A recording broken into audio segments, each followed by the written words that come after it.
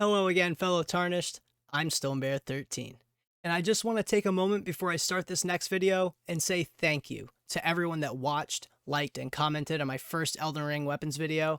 At the end of the day, I make these videos for you guys because I want to make the lands between seem a little less intimidating so everyone can enjoy this amazing game. Now then, these are my top 5 weapons available in the Weeping Peninsula.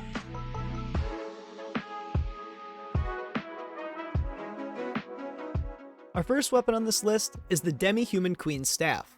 And while this may seem like a strange pick at first, if you have within 10 and 40 intelligence, and this staff is fully upgraded, it surpasses any other equipable staff, making it perfect for low intelligence builds. Any more than 40 intelligence, and it's surpassed by the Academy Glintstone Staff. If it's not fully upgraded, it's surpassed by the Meteorite Staff. However, if you can meet this criteria, this staff is perfect for you. To get yourself the Demi-Human Queen's Staff, head to the south of the Lookout Tower site of Grace. From there, you're going to head northwest until you reach the Demi-Human Forest Ruins. Inside, you'll have a boss fight with Demi-Human Queen Maggie. Fell her, and you'll receive the Demi-Human Queen's Staff. Our next weapon can be found almost immediately upon entering the zone. Follow the main road south until you come upon what seems to be the aftermath of a battle. Go past the wounded enemies and head to the back of the cart to loot yourself the Morning Star.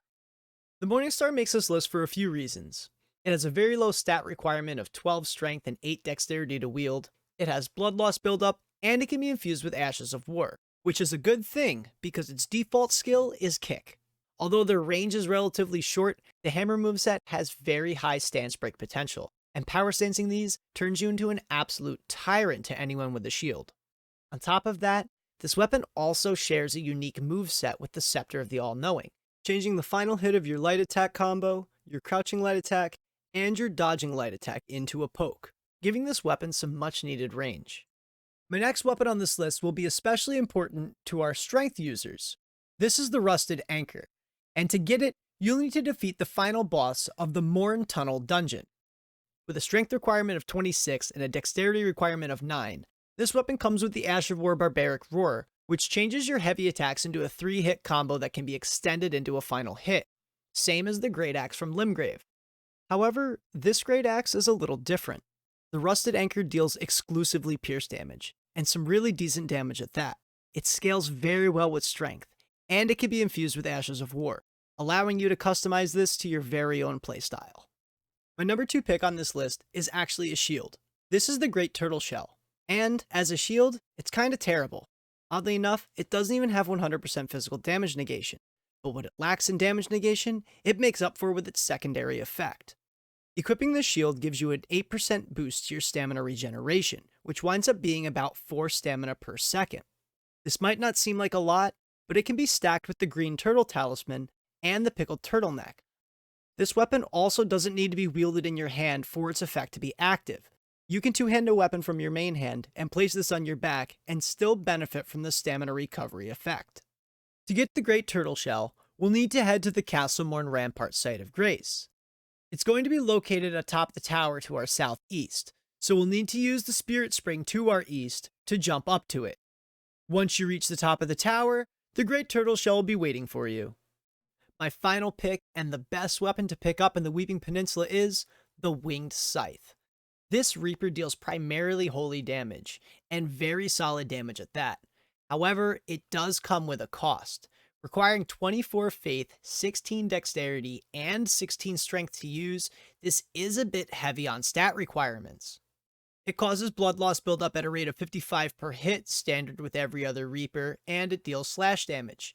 However, what sets us apart aside from the holy damage is its unique skill, Angel's Wings.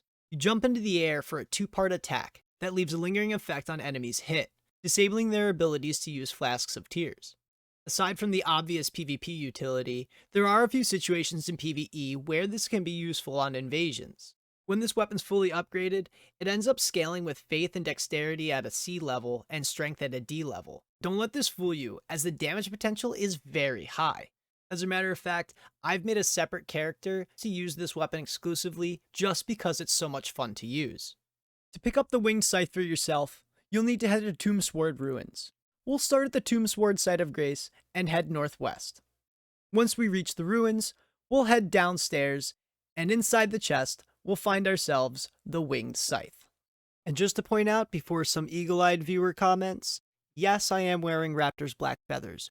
No, the claw talisman nor Raptor's black feathers will work on Angel's wings, unfortunately. I just really like the drip. And that's my top 5 weapons available in the Weeping Peninsula. I know some of you may have noticed that Castle Morn has been almost entirely omitted from these recent videos, and that's because I have a full walkthrough video on it coming up in the near future. If you've enjoyed this video, please leave a like or a comment, and be sure to subscribe and hit the bell so you can stay up to date on all of my upcoming Elden Ring content. Once again, I'm StoneBear13, and thanks for watching.